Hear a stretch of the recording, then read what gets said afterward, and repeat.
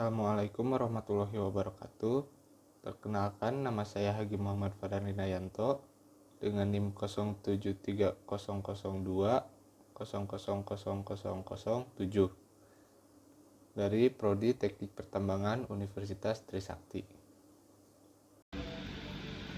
Perkenalkan, nama saya Jose Carlos Arvete dengan NIM 008 dari Teknik Tambang 2020 Universitas Trisakti.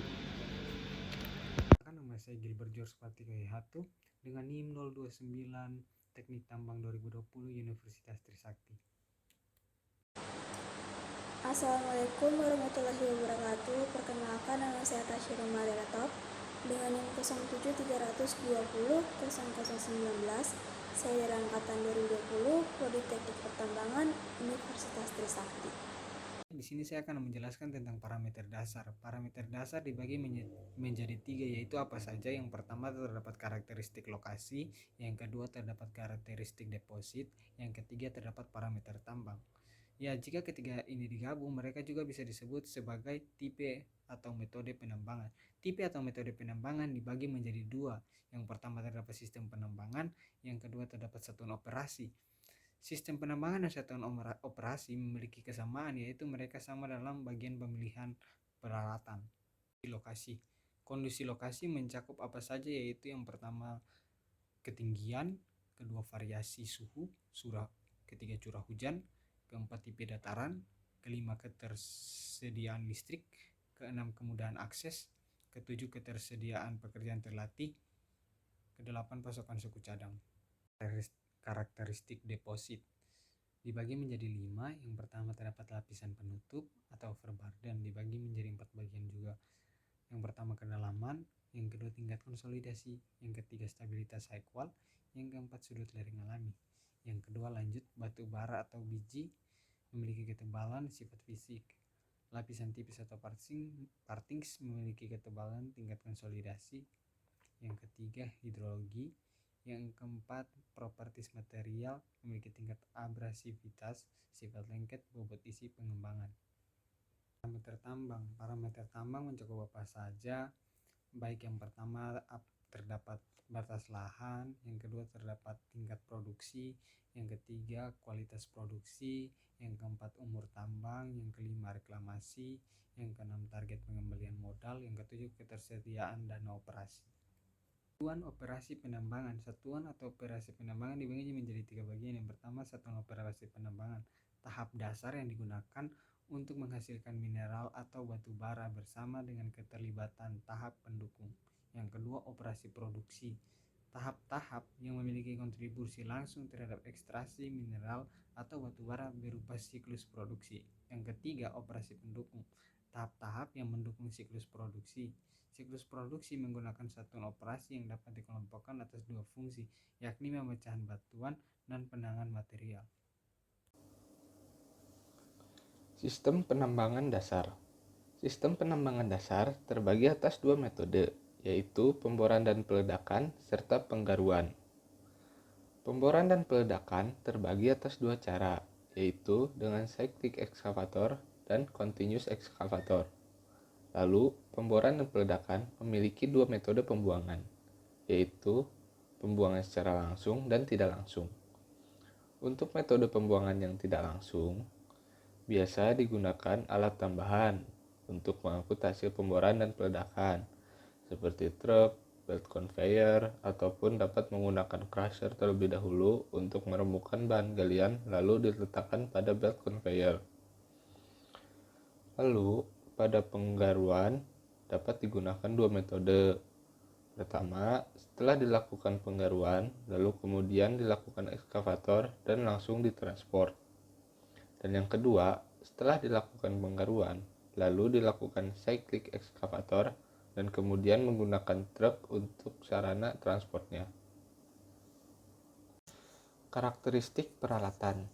Karakteristik peralatan mencakup beberapa hal, seperti tipe peralatan, perbandingan ukuran berbagai peralatan, gambaran perbandingan peralatan, perbandingan rasio peralatan, faktor kinerja, faktor desain, faktor supporting, dan faktor biaya. Tipe peralatan tambang terbuka terbagi atas dua, yaitu standar dan variasi khusus.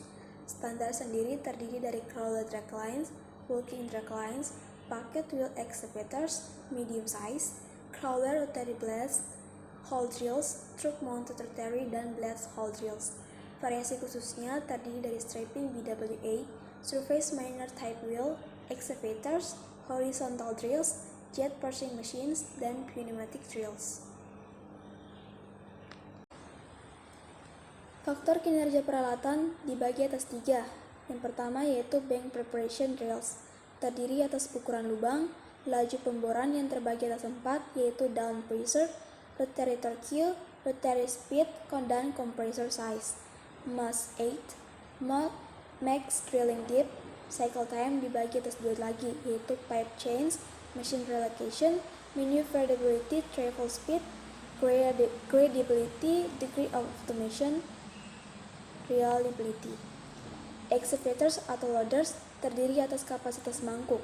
Kapabilitas penggalian dibagi atas 4, yaitu counting force, counting speeds, counting path or action, dan cycle time. Digging height, dumping height, reach, ground pressure, swing speeds or turning radius, tractive effort, reliability.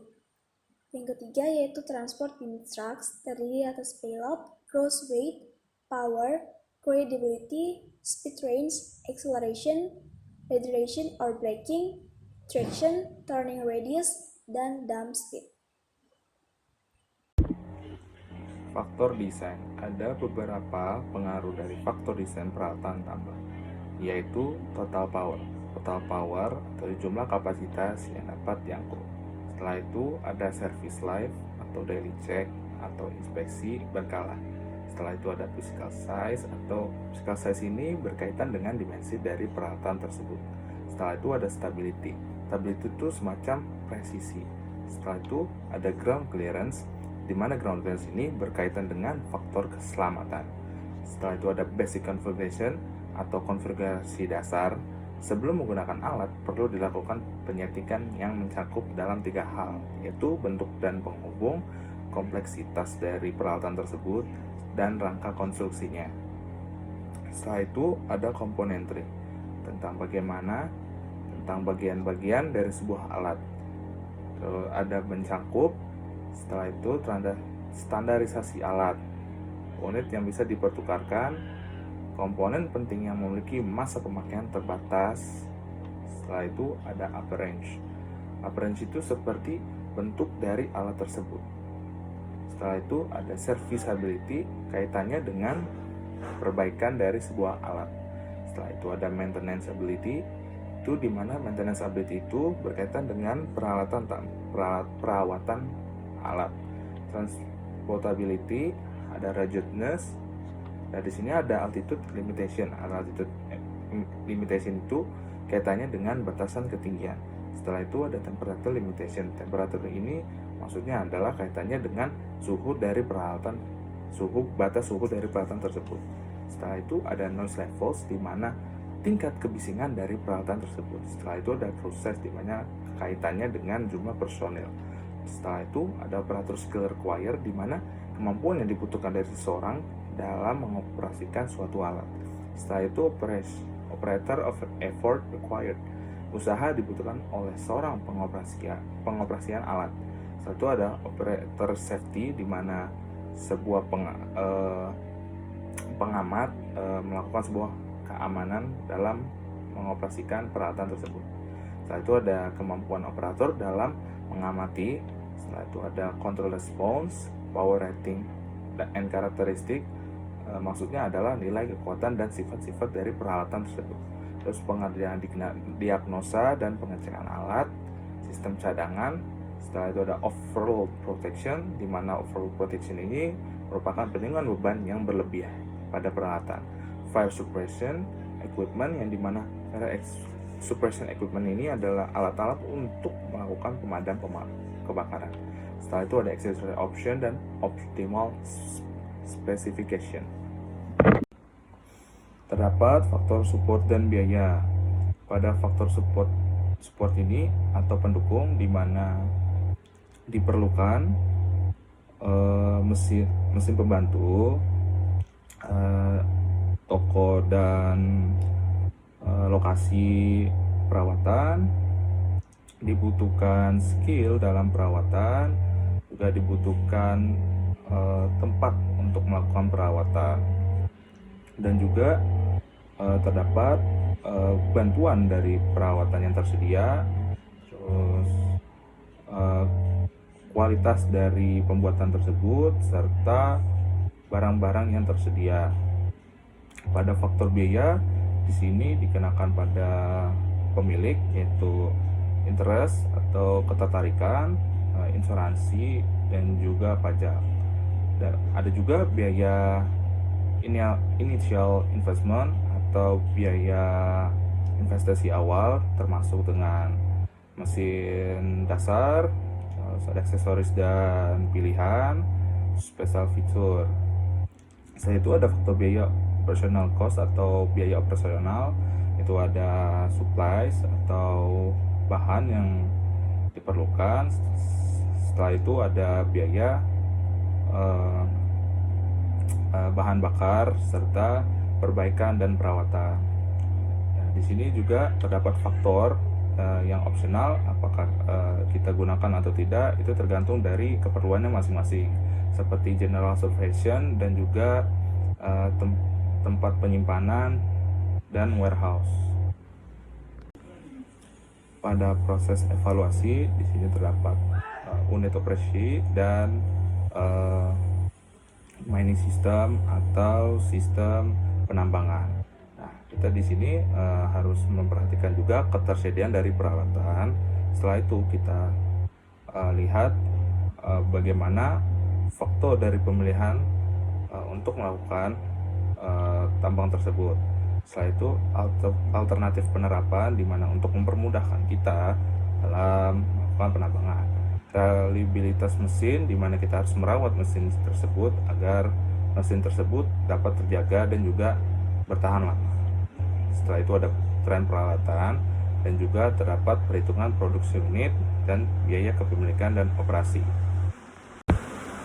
Penggunaan peralatan. Ada beberapa hal yang perlu diperhatikan untuk penggunaan peralatan dalam melakukan penambangan, yaitu penyiapan penambangan. Setelah itu ada leveling and grading. Setelah itu ada batasan penggalian, ada ekskavator, jarak transportasi dari lokasi penambangan hingga penyimpanan, ada transportasi, ada sistem penambangan utama, dan juga pedoman pemilihan. Di mana pedoman pemilihan ini kita memilih sistem, apakah sistem ini merupakan sistem tambang terbuka atau ini sistem tambang tertutup.